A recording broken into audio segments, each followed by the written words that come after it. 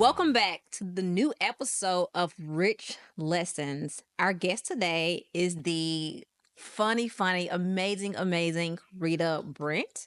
Thank you for joining us. Thank you for having me. I'm going to read a little bit of her bio, but we're going to get all into it and let her give us a little bit more because I don't feel like this bio does her any justice from just watching her journey. Rita Brent is an amazing award-winning comedian, musician, writer, and proud military veteran. A native of Jackson, Mississippi, she was raised on the rhythms of Baptist church music, playing alongside her mother, singer, pianist Angela, who she credits for cultivating her creative gifts and preparing her for the life in the entertainment world. At just 18, Rita enlisted in the Army National Guard, which she jokingly talks about only as a drummer, in the 41st Army Band and rising up the ranks.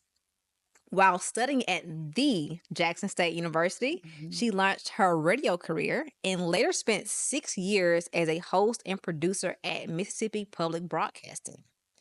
In 2013, she made a leap into stand-up comedy.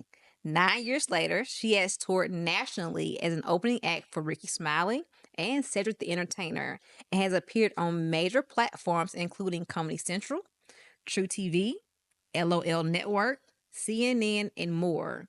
Her writing credits also include the 73rd Primetime Emmy Awards, Academy of Country Music Awards, People's Choice Awards, and the Netflix Standout, an LGBTQ celebration. And in 2023, she earned her first Writers Guild Award nominations in 2 categories. Offstage, Rita is also an emerging musical force, which we're going to get into. She's had some viral hits that I actually still the videos even more. Can You Rock Me Like a Pothole? And the 2023 favorite, Do the Hoochie Daddy. Blend of humor, social commentary, and Southern soul. She now leads Late Night with Rita Brent that she started in January of 2025. And she is also a proud member of Delta Sigma Theta Sorority Incorporated. Had to put that Incorporated at the end because that's right. No, y'all be playing about that Incorporated at the very end. Too. I pay my dues and everything. I'm feeling good. Oh, so you still an active member? Yeah. Okay, I see. Yeah. Are you an active member? I am. I'm AKA, but my best friend's a Delta, and in college, it was 2 AKAs, 2 Deltas, and so it was a house divided, but we made it through. We pushed through. Well, again, thank you for joining us at Rich Lessons. Oh my gosh, we met. I was thinking about this. It's been a while, right? Yeah. Not gonna bother me. Yeah. But we'll figure it out later. So I met Rita a while ago, clearly in Mississippi. And when I met you, already had gotten into comedy. Mm-hmm. And I remember the reason I knew she was funny is because she made my mom laugh. Mm-hmm. And my mom is not necessarily, she'd be like, yeah. But to see your journey, from the time I met you to where you are now is like crazy. Mm-hmm. But one of the reasons I really wanted you on this podcast is because this podcast is called Rich Lessons. Mm-hmm. And I know you have some rich lessons in becoming who you are now and where you're going. Yeah. So I want to start with what got you into comedy? Well, it all started in Jackson, Mississippi. It was a dark and gloomy night. Well, it was a spot called Suite 106 off Terry Road in Jackson. If you've been to Jackson, you know where Terry Road is. It's kind of like a hole in the wall, but it was a great vibe. There were poets and comedians. And this particular night, I was just in the audience, and there were some comedians performing. And all of a sudden, the hair started to rise on my arms, and I'm hairy, so the hair started to rise on my arms, and I was like, "Ooh, I feel like I could do this. This is something I want to do." And so I met with the host of the show, and I said, "I think I want to try to do comedy." And he was like, "Word?" I said, "Yeah," because at the time I was a drummer. I was a full-time drummer, just performing all over the place. And I did a 5-minute set a couple weeks later, and I made $25, and I got some laughs. And I was like, you know what? I think I want to do this. It was empowering. I had written my jokes out. Were they good? It's debatable. But I had written my jokes, and this crowd reacted to the words that were coming out of my mouth, and it empowered me. And that was 12 years ago. Wow. Yeah. And you have done an amazing job because when you do your comedy, you can do it to so many different audiences. Mm-hmm. Like I've seen you do comedy like with some church ladies. Yeah. All the way to, nighttime. Like, the people will come now just trying to enjoy a drink while, getting some. What has made you so versatile in being able to do that?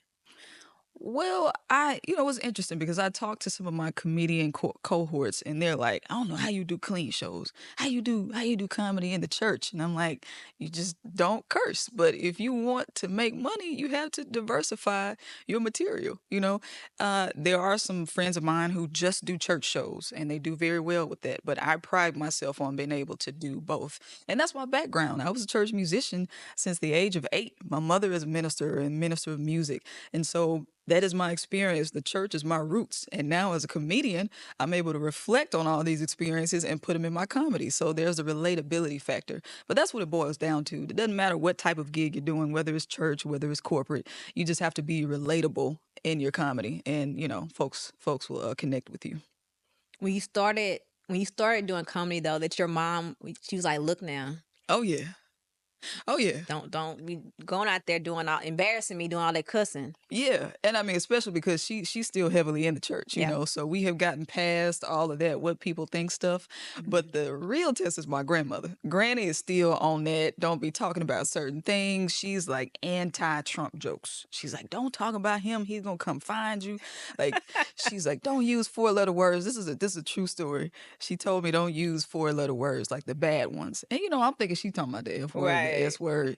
She was talking about the P word, PISS. That was the word. She's like, I'm like, so all the other words are, what? Cool? For my generation, I can see that. Really? Really? Being like a bad word. Yeah. Remember, if we called somebody in our family a liar, nah, I knew that was big. You might as well.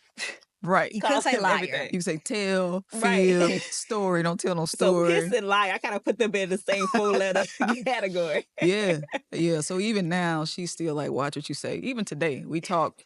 There's some stuff happening in my alma mater, and she was like, don't touch it, Rita. Don't touch it. Oh, because the Tougaloo. Tougaloo, Jasmine Crockett. Jasmine Crockett came to Tougaloo, and she got her threats. But yeah, then Jackson State, we just lost another president, and my granny's like, don't touch it, because I have to see these folks every day, so I do have to be careful about what I say and to whom I say it about. To that point, a lot of comedians will say things, and they'll say, "Oh, it's just my comic relief of saying certain things, and like I don't really mean any harm by it." Sure. And some people don't agree with that. They're like, "That's you trying to say you're saying what you really want to say. Sure. You trying to use comedy as an excuse to say it." As a comedian, how do you feel about that? I mean, it's freedom of speech, it's my material, but I'm also aware of the consequences. If I talk about, let's say, folks from my past and I use their names in my comedy, I might have to hold myself accountable for that. Like, I saw something funny. Gary Owen, he went through a very public divorce. Literally who I was talking about. Yes. And he just talked about, he had done some jokes about infidelity. And he said his wife brought it up in court, during that divorce proceeding. So as a comedian, you can say what you want to say, but you have to also think about, will this come back to bite me at some point? Yep. Yeah. Interesting. So diving a little deep into your personal life, I think one of the first jokes I heard you was about being married. Yeah. Did you tell that joke anymore, or the ex-husband's like, don't ever mention me ever again in a joke? He and I had to have a conversation. He called me and he was like, people are telling me that you're talking about the stuff that happened in our marriage, and he didn't remember it like I remembered it, which is interesting because depending on what end you are, if you're the receiving or if you are distributing something, you may remember it differently. And so my conversation with him was, well, am I lying? Right. And he was just like, well, I don't remember it happening like that. And I told him, I said, look, you don't have to worry about me disparaging you in my comedy. I don't say his name. And even now, I will speak about him in a positive way. You know what I mean? Because we do still live in the same city. And I want to be respectful. The divorce was respectful enough. So there's no reason for me to bash him. But the stuff that I'm talking about is just funny. Right. You know what I'm saying? It's just funny. Listen, it is. I've never been to one of your shows and didn't cry from laughing. So I mean, it is what But I will say the authenticity helps my comedy, because when I was just like talking about things on the surface, it was just that. It was just surface level. But once I got deep and authentic and I talked about my pain and the good things and the bad things, folks are coming up to me after the show like, "Oh, I appreciate you talking about that because I've had that same experience." So for me, it is deeper than just a joke.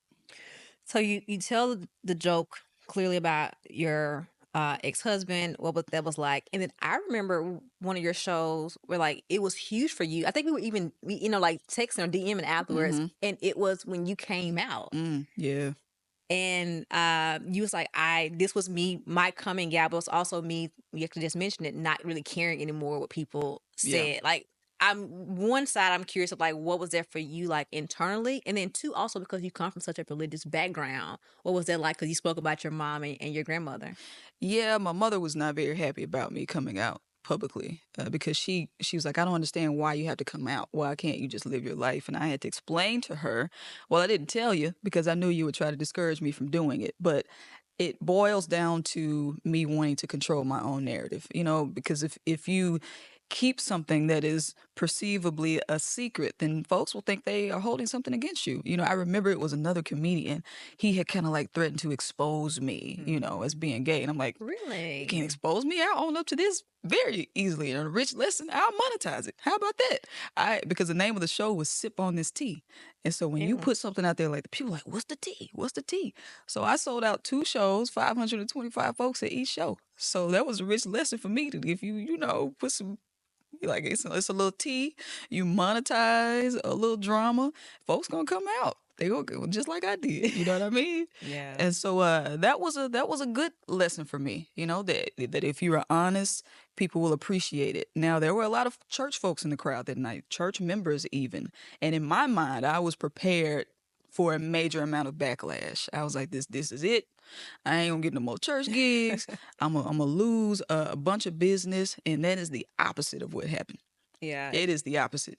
It's interesting, just your comparison of like, or even the comparison of like going from like church to performance. And it kind of makes me think about like Tyler Perry's journey, which people got a lot to say about Tyler Perry, whether it be for good or for bad. But how a lot of what he learned and his early writings, right, came from stuff that he probably dramatized, right? But from the church, sometimes dramatized, sometimes not. From the church, and a lot of people have and still do have a lot to say about how he uses that as like art, right? Yeah. But he definitely sticks to his demographic and it's 100% still church people, in my opinion. Maybe not some of the later stuff that got a little bit spicy. Yeah, because Beauty and Black. Right. Yeah, we talk about Beauty. We talk about Madea. Rated R. That ain't for the church folk no more. Nah. There's some church folks that still watching it. You right. They try not to tell nobody they watching it, but them the ones who really watching it. So being from Mississippi, and you're one of those people that from the time I met you, and no matter where you've been, you've carried Mississippi with pride. But you got to the point that you said, and maybe I'm phrasing it wrong, and please correct me, that you said Mississippi is great, but I gotta go to go further. What made you, I guess, come to that? And then we'll get into the journey of leaving. What kind of got you to the point that you said, I gotta try this outside of Mississippi? So that show that I came out of the closet, it was 2019, and I joke about this. I say I'm a runaway gay because I came out and I immediately migrated north to New York, and spent some time there. So one thing I was like, I don't know how the reception is going to be if I come out the closet and I'm just around town. So I was like, let me just go ahead and leave to a very liberal state, which was New York. But I think, like, home is home. It's in the heart. Home is how you carry yourself. It doesn't matter where I'm from. Folks are like, where you from? You from Mississippi? So it's not something that you can run away from. You can't run away from where you're from. And I don't try to, because, like, even, you and both of you guys, I know you said you're from Hammond, Louisiana. That is like a flag for me to wave. Like, I'm from Mississippi, you're from Louisiana, you're from Mississippi, and we have come this far, we're doing these type things, defying all the odds and whatever narratives people have about Mississippi. So for me, it's just a point of pride. Like, yeah, there are great comedians and musicians and people who are, proficient in finance that come from Mississippi. Like, it's a flag to wave for me. And to me, it's just defying those stereotypes because I get offended. Yeah. But did you think going to New York was it more personal, or did you think was it also professional to think that maybe going to a bigger audience or bigger opportunities would be in New York? Was that kind of the mindset or at the time? Yes, especially from the perspective of being a comedian, because I don't consider Mississippi a comedian forward state, a comedy forward state. It's a music forward state. It's even a food and blues forward state, not comedy. Any kind of comedy opportunities I've had in Mississippi, I had to create them. So what I wanted to do was go somewhere where the comedy sphere was already set up. And ain't no better place to do that than New York. And so I wanted to also see if my chops would transcend states and, geographic regions. And it did, because it's easy to be funny among your peers and folks you grew up around. But if you can be funny among complete strangers and to be in an audience and it's all kind of different ethnicities and folks from different parts of the world, if you can be funny in those environments, then you got something. And I'm telling you, I was the funniest I had ever been when I was living in New York. Because I got to gig like 5 times a night. Yeah. A night. Just hopping, club hopping, but on the comedy side. So my chops were really, really good in New York. But then COVID hit while I was in New York. And I was like, oh no, I ain't spending no pandemic in New York. Yeah. I love New York, but I stayed in New York for like 6 months. And let me tell you, I still go back to visit. I was there last month. I'm headed back this month.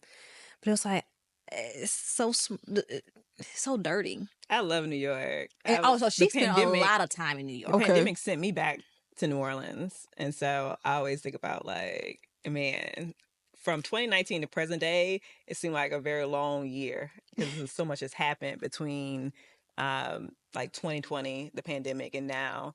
But I love New York when I was there.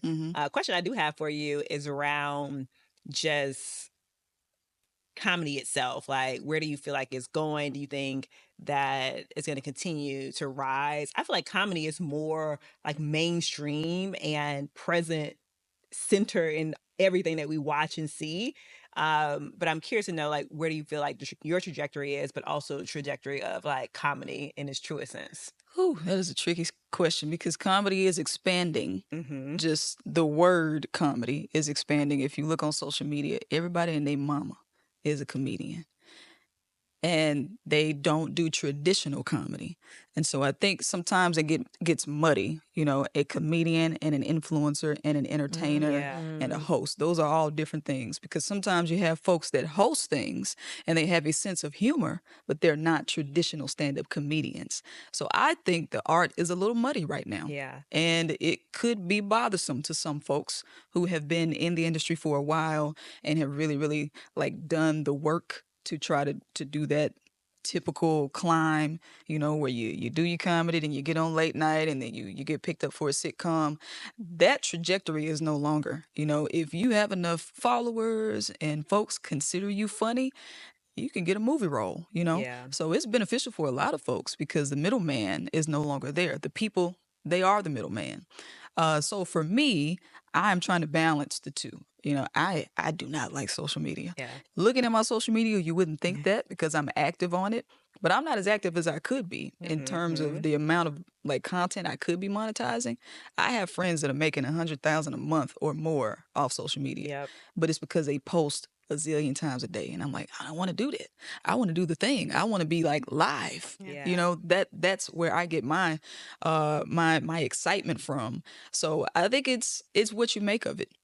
So I'm trying to balance the live aspect of it and then the social media aspect of it, but I am a little less rich than I should be. Yeah, it's interesting that you say that. She doesn't know this, but I am like a huge comedy fan, and my husband really isn't. But I will leave him and go to shows by myself because I love comedy. Like when people are coming through like the Sanger, they come into like Joy Theater, New Orleans. I will like go catch a comedy show. By yourself?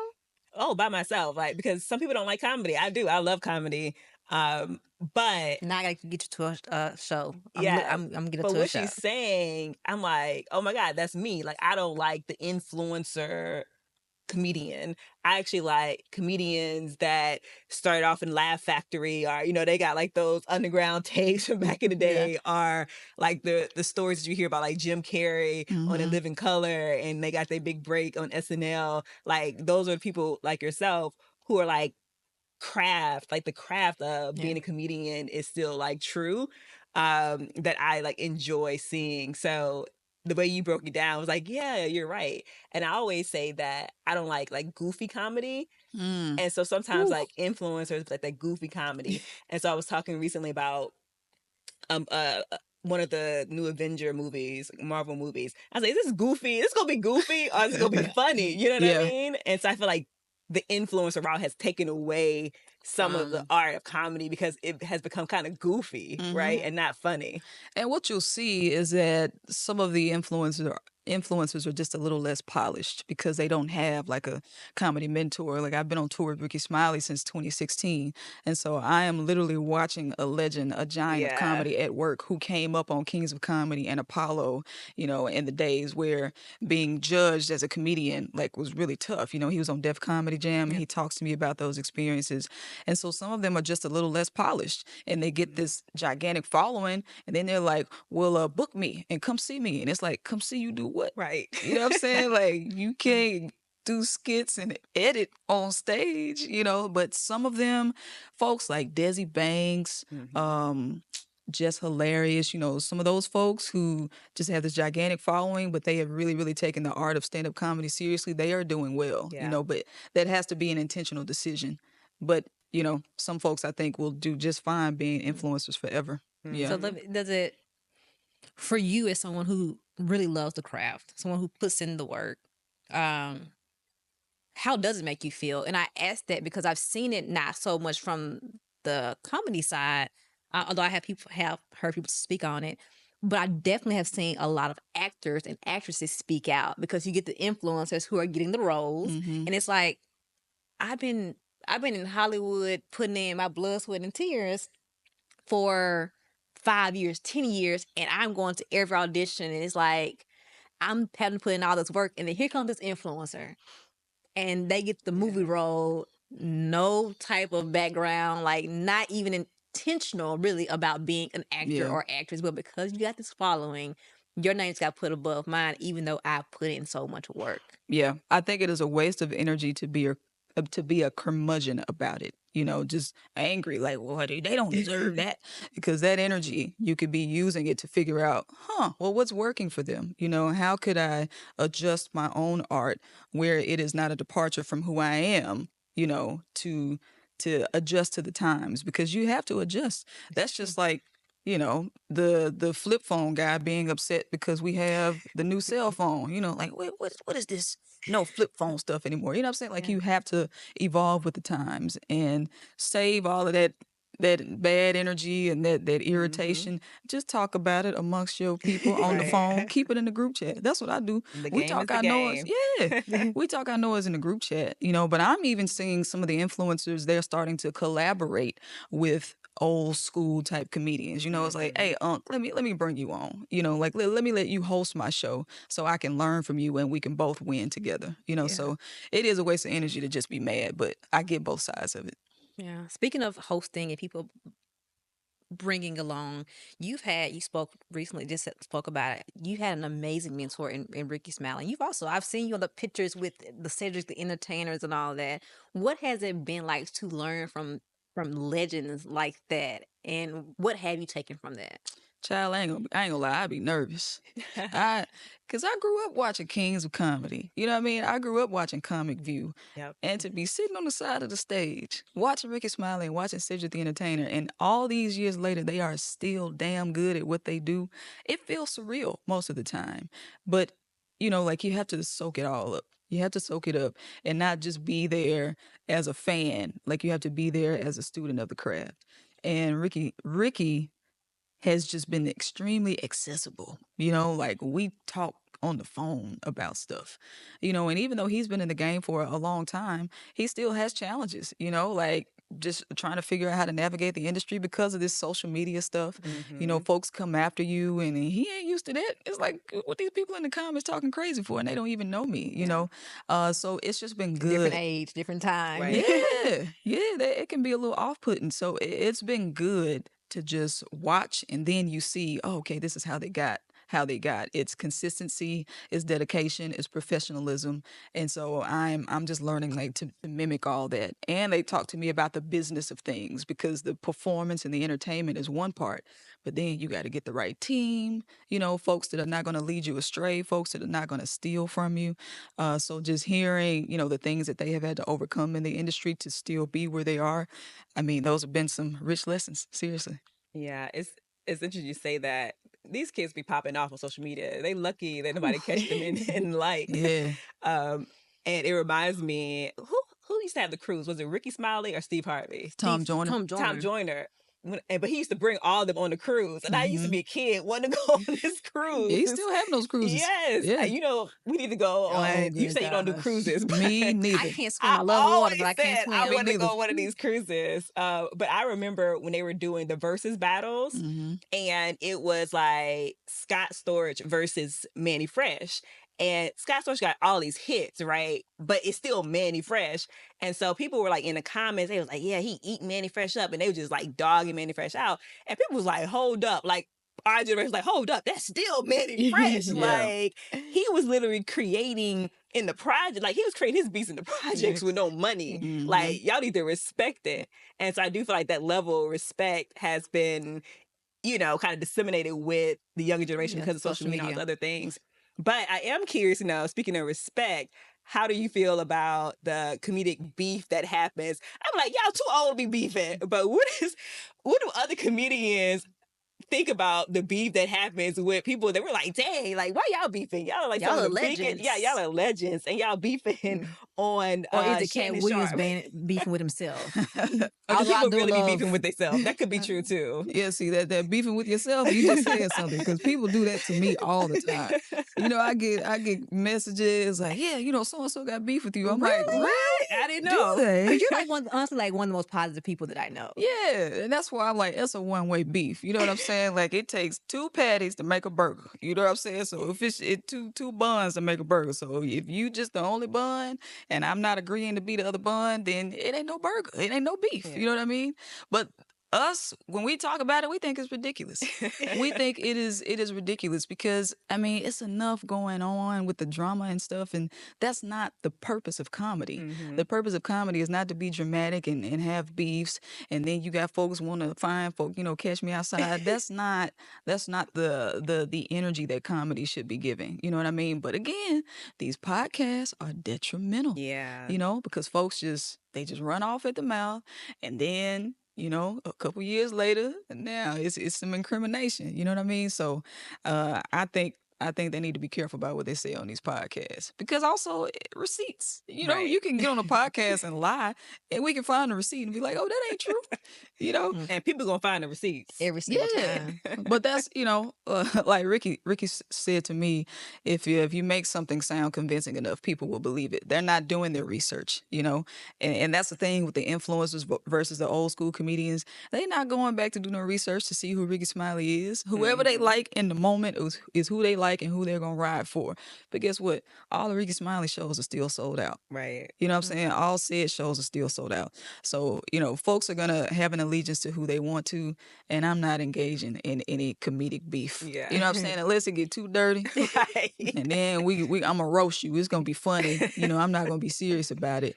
But, you know, I have also learned that when you don't respond to things, it'll just go away. That's it. Yep. It'll just go away. And I am the queen of blocking. I just Yep. block folks. You know, so my mom was like, "No, let them see the glow up." I'm like, "No, I'm cutting off all access. You can beef with yourself." You know, so I just block folks because I'm trying to keep my energy positive. Right. I am, you know, and it's something actually I don't know. So even I'm very curious of this. What was it about Rita Brent that's made Rickey Smiley say?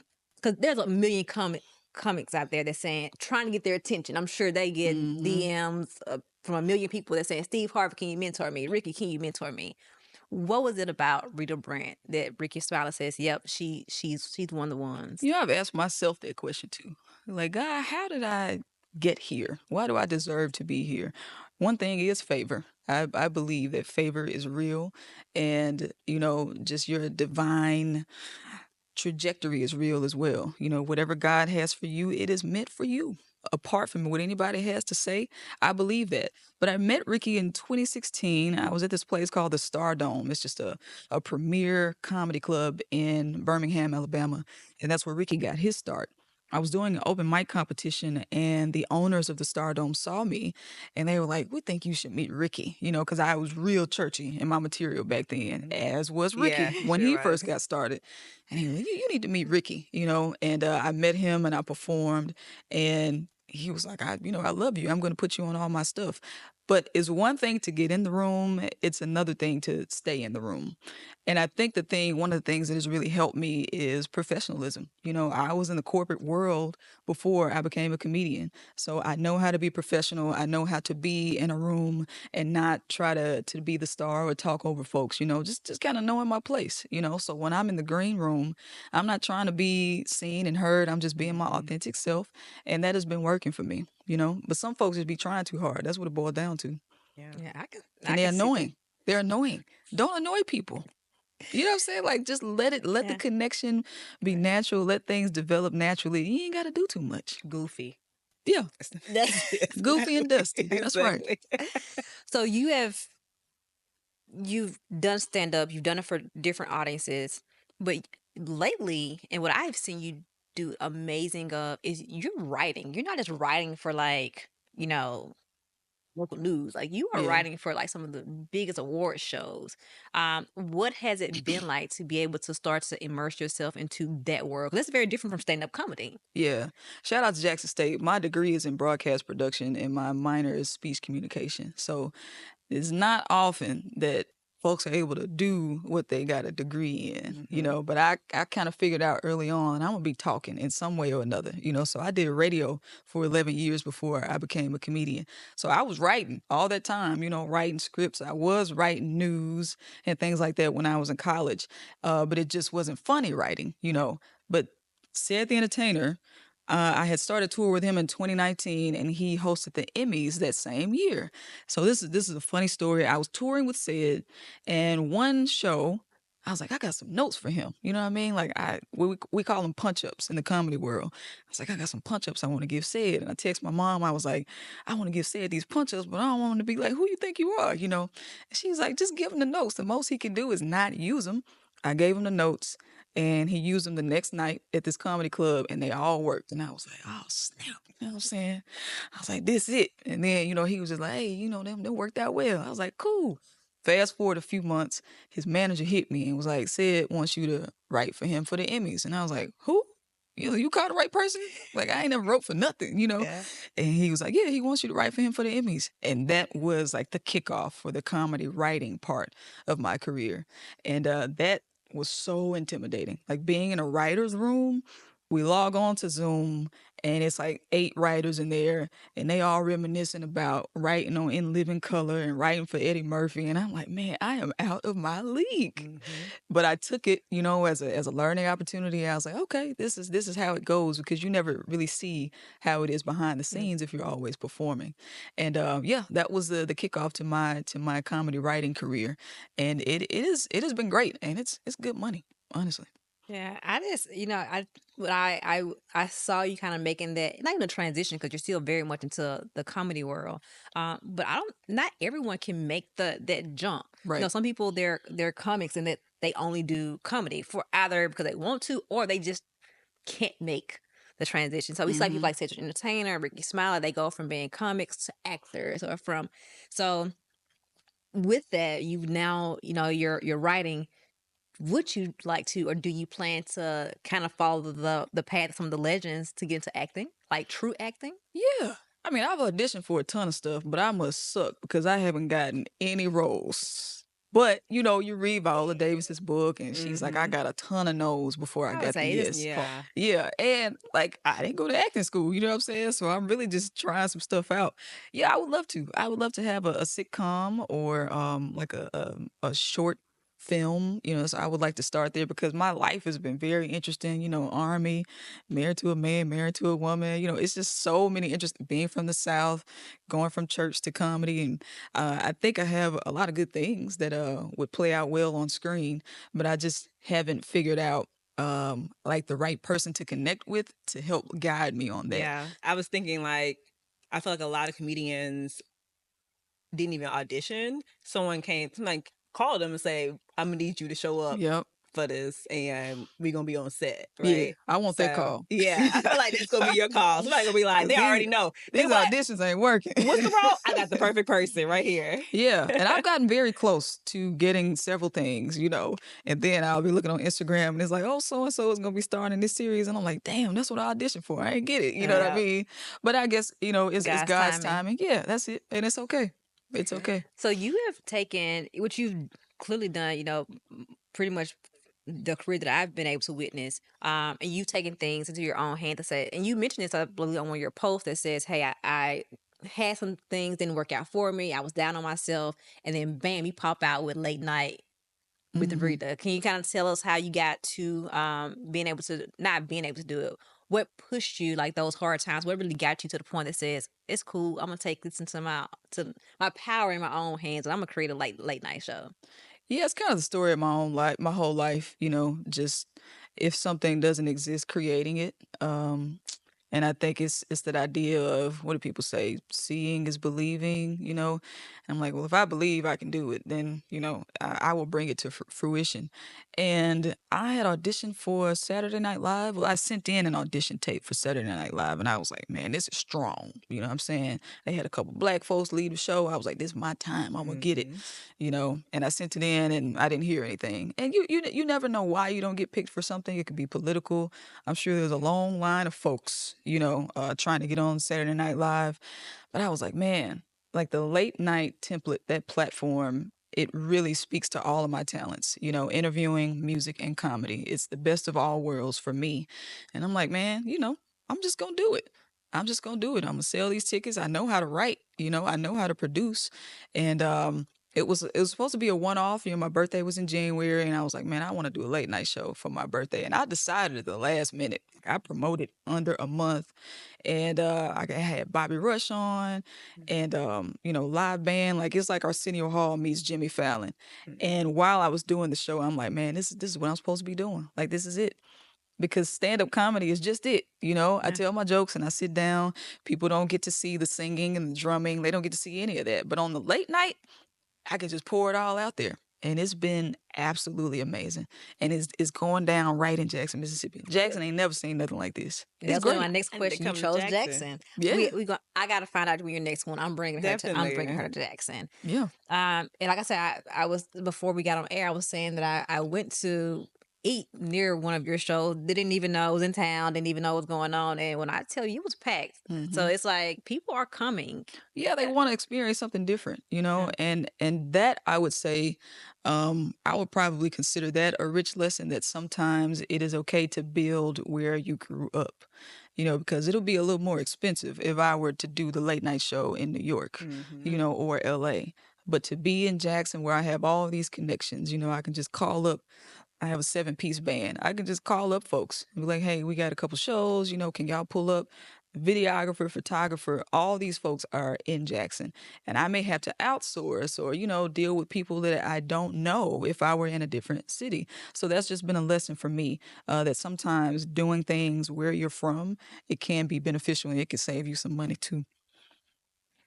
Do you feel that eventually, though, you're going to get to the point that you're going to say, I love Mississippi, but I have to go. And I say that respectfully, even for myself. Like, Sure. I You're gonna love, get that call. we gonna claim it for you. Yes.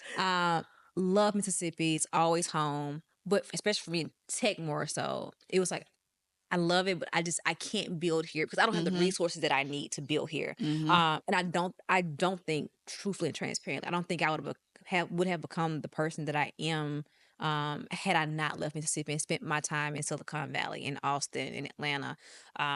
Do you feel for you that there is going to come a time again? I know you tried New York, Yeah. pandemic hit, you came back to Mississippi, I went and to Atlanta first for a you did couple get of to years and Atlanta. then back to Jackson. Yeah. Do you feel that there's going to come a time that you're going to have to say, Mississippi, I love you. I'm always here, but I got to go try my time in LA. I got to go try my time back in Atlanta. I'm going to go try my time back in New York. Do you feel that you're getting to a place in your career that you're like, it's time for me to try it somewhere else? Yeah, I mean, because we're actively pitching the show right now to networks, and I have a feeling that it would have to be filmed in Atlanta or LA because it's just about resources, like you said. Folks are just a lot of folks. There's a lot of folks in Atlanta, so they could just pull up as opposed to me having to bring them to Jackson.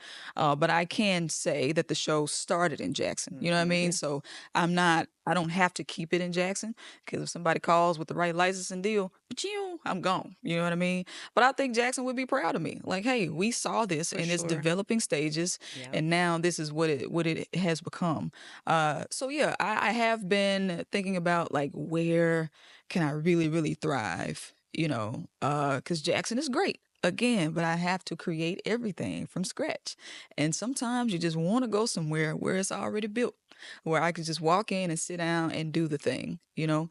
So that may be Atlanta. I'll be honest, I really don't like the West Coast. Really? Yeah. Me either. I I'm don't not a like big West Coast. This one, she loved LA, but I'm not a big fan either. Yeah, I'm a She's in New York, cornball. It's the South. flying. I have flight anxiety now. I flew through one storm, and ever since then I've had flight anxiety. So Your going turbulence from was like, oh no, it was bad, man. There's a pregnant lady next to me. Oh Lord, y'all both is You on know, the struggle bus. yeah, but because I had to help her, You had I to be couldn't worry strong. about my own. But she was messed up, you know what I'm saying? And like I'm real weird and eccentric. Like I have a phobia of vomit. Okay, this is a complete tangent, but I have a phobia of vomit. And so when this turbulence was hitting, I'm looking at the pregnant lady. I'm like, she finna throw up. Like she put her hair in a ponytail. She started sweating. I was like, oh no.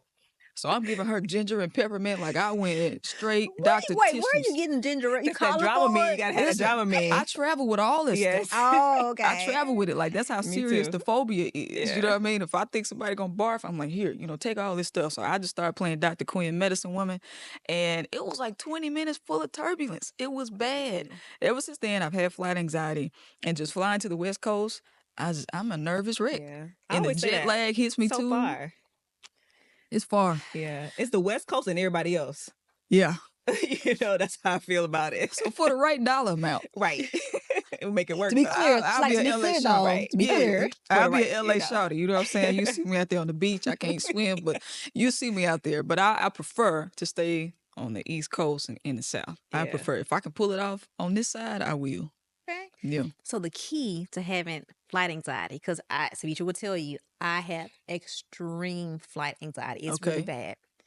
You gotta fly on the very first flight out because Okay. it's less likely you would have turbulence if you catch the very first flight. So I'm also gonna catch that 5 a.m. flight, 6 a.m. Okay. flight, That's me. or you just gotta change your flight if it's gonna be some weather. Because we fly above the storms. Don't Mhm. trust it. I would change my whole flight path. Yeah, that's me. I'll get off the plane and drive. That's facts. That 'Cause is Don't turbulence be for flying through me. the rain, y'all. I got Turbulence. to get home. You hear me? I Oh got to man. get gone up out of here. Anytime I feel a little I'm like, that's it. Any of this, I'm like, we about to go down. Yeah. I start texting people like, yo, it's been nice. I'll start sharing secrets like, hey man, I stole that $20 when we were, kids. And then the bad. plane lands and I done told a secret for no reason. But I'm getting off the plane. I let me tell you, this was maybe 2 weeks ago. I was leaving DC going to San Antonio. It was supposed to be from DC. My flight was DC, layover in Atlanta to San Antonio. Mm-hmm. But the South had storms. It was just like Mhm. nonstop storms. I literally go in the app and was like, how can I get around? Mm-hmm. They had one flight that was late at night that went through St. Louis. I was like, take me to St. Louis. Yeah. Can I Yeah. fly through them storms? And I don't like it when the pilot will say, oh, it's going to be a smooth flight, folks. Just sit back and relax. And 15 minutes into the flight, oh, we hit a little turbulence. I'm like, bro, you jinxed us. Like, don't get on there talking about no smooth nothing. Just do your job. You like, you don't see that on your little radar? On your little thing? Yeah. That's how it would be. But the pilots be doing too much talking. All right, folks, we're going to fly above. And yeah, I'm like, oh, man, just be quiet, man. So I turn on my gospel music. You know, I blast. Tina Turner is actually what I listen to calm down. That's an interesting choice. I was just going to say, But think that's about an it. interesting Tina choice. overcame a lot in She her did. life. She did. And I'm like, if Tina can get through Ike, I can get through turbulence. Facts. So I'm gonna know what's love got to do She with lived we a long shaking. life. So Oh, yeah. that's the analogy that you use Facts. of That's why it. you listen to Tina Turner. Yeah, Tina can doing survive. flights. I can survive. I'm for it. Mm-hmm. Hey. That's an interesting analogy, but I'm going to go with it. You should try it. I would have thought you was going to say something like Fred Hammond or some Kirk Franklin. I thought you were going to throw a gospel person out there. No, gospel make me feel like I'm finna go to glory. No. But my mother, That's real. speaking of writing, I wrote my mother a gospel song called Keep Holding On. She's an amazing singer. I will listen to her song during turbulence because it's called Keep Holding On. And it's literally what I'm doing. Literally what I'm doing. So try that the next time. Angela Weathersby, Keep Holding On. Spotify, Apple Music, all of that. I got you. Shout out to your mama. Shout out to moms.